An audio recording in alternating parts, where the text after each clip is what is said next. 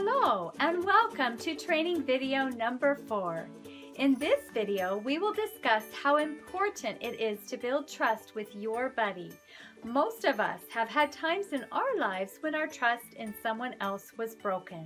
It was not a pleasant feeling, and it can be hard to trust others as a result of just one broken trust. Many of these kids have had their trust broken many times. Remember, you are a new person to them. Their feelings towards you at first may be ones of mistrust.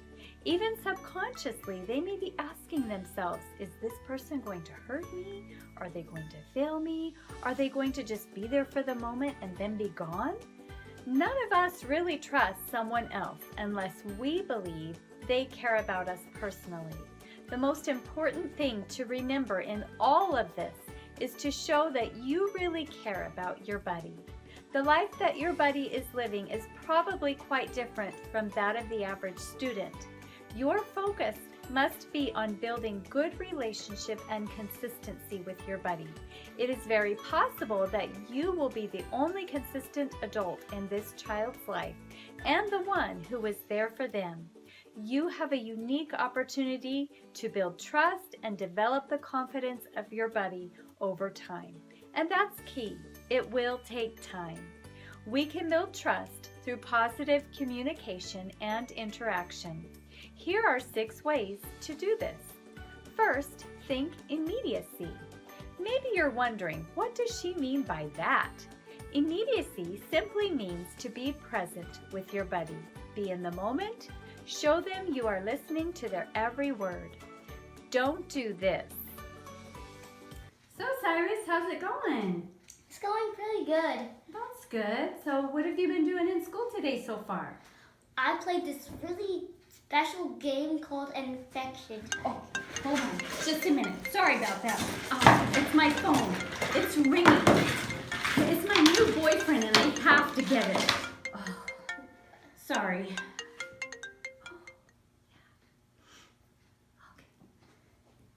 Oh, go ahead. You were playing something? So yeah, we're playing this really special game called Infection Tag, but I lost. You did what? I lost. Oh, you lost the game. Oh, I'm sorry, kid. I hope it'll be better next time. Yeah, me too. Instead, do this. So how's it going today, Cyrus? I'm fine. So what have you been doing in school today? Well, I played this really fun game called Kickball. Really? So tell me about it. So Kickball, is a game where you separate into teams, and then it's like softball. Mm-hmm. And baseball, so there's bases. Mm-hmm. So then people are it's game over, and then we switch sides. Okay, so did you win? No, I'm sorry. I didn't. Maybe next time, huh? Yeah, maybe. That'd be good. So what else did you do today? In the first video, the mentor was not present with the child, but was instead present with her own activities. I would suggest leaving your cell phone off during the time you spend with your buddy, if at all possible. In the second video, you could see that the mentor was present with her buddy and was very focused on what he was saying. Additionally, if your buddy seems uncomfortable about a subject, looks away, or is not saying much, it's okay to change the subject. But on the other hand, if your buddy wants to keep talking and won't stop, let them speak. They need a listening ear. At first, your conversations may seem awkward and trivial, but as trust is built, they will become more comfortable and meaningful. The second thing to do is summarize. To summarize is simply to take everything that your buddy has said to you and repeat it back to them in a few sentences. This shows them that you have been listening to them. For instance, let's say in your last meeting, your buddy told you all about how they made a new friend. They played a game with this friend, and perhaps they told you about some of this new friend's likes and dislikes. In the same meeting or even in the next meeting, you can summarize what you learned from them about their new friend. Then you can ask how things are going with the new friend. This shows your buddy that you care enough to listen and remember what is happening in their life, even to the point of asking them how they're doing with it. This will help build their trust in you. The third thing to do is paraphrase your responses when appropriate. Paraphrasing is repeating back in your own words what your buddy has just said to you. You need to have conversations that engage both you and your buddy. When you respond by paraphrasing, this lets your buddy know that not only are you listening, but you are also understanding, or at least trying to understand what he or she is saying. After paraphrasing, you can ask your buddy, "Is this what you're trying to say?" Your buddy can then tell you whether or not you got it right. If you did, you can respond with a question or give your buddy more understanding of the topic from your own knowledge and experience.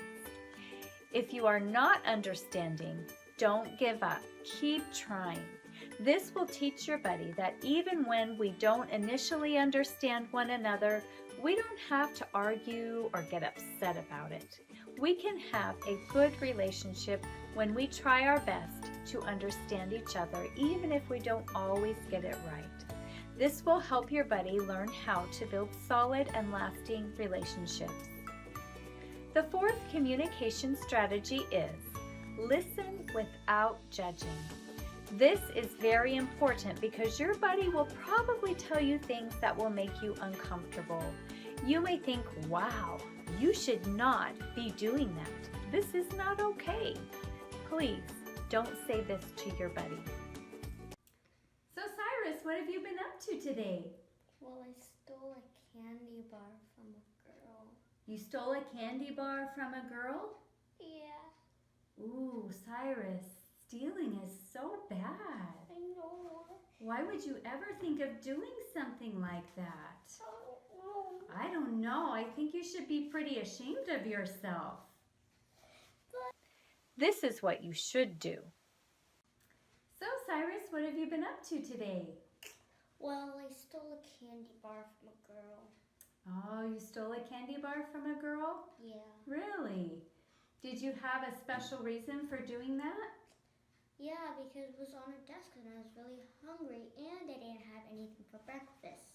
Oh, I see. Well, I'm sorry you were really hungry. That's hard. Do you usually go without breakfast? Yeah. Most of the time? Yeah, most of the time. Well, I think we can do something about that. We can talk to your counselor or your teacher because I think they probably have something at the school for you that you can eat in the morning. Okay. Yeah, because you shouldn't go without breakfast. Thanks. Sure thing. In the first video, there was some judging going on. In the second, there was no judging, but instead, positive solutions were being considered. Judging will cause your buddy to become withdrawn and defensive. You would do the same if someone started judging you, right? Providing positive solutions will help your buddy focus on what is healthiest for them and others, instead of feeling like you are attacking them.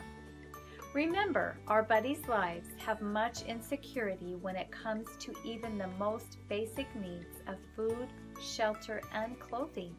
Because of this, do not judge. The fact that your buddy has confided in you is an opportunity for you to build a deeper relationship with each other. If your relationship with your buddy is strong, you can always suggest alternative solutions that will be better.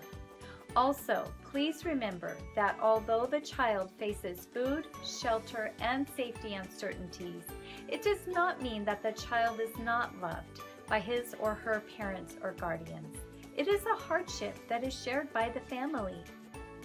The fifth thing to do that will build trust is encourage your buddy.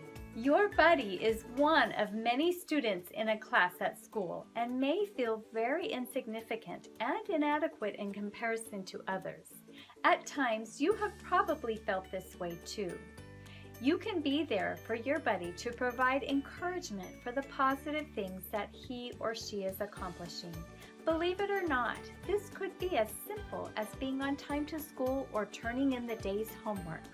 Always look for ways to encourage your buddy, even if it's for something that seems small and trivial. Finally, focus on creating mutual respect. This includes not judging your buddy, but also ensuring that your buddy does not take you for granted. For instance, if your buddy asks you for more than the lunch you bring to them, let them know that you are unable to provide it. If your buddy seems to have needs that are not being met, please let the program coordinator know so that the school counselors can be notified and the issue can be addressed. So remember, the 6 effective strategies for building trust are 1. Immediacy, be present, be in the moment. 2. Summarize, take all that your buddy has said and repeat it back to them in a few sentences. 3. Paraphrase, in your own words, repeat back what your buddy is trying to tell you so that they know you understand. 4. Listen without judging. Instead of judging, provide positive solutions for positive outcomes. 5. Encourage. Let them know that you are proud of even the smallest accomplishments. 6. Create mutual respect. Set respectful boundaries for both of you.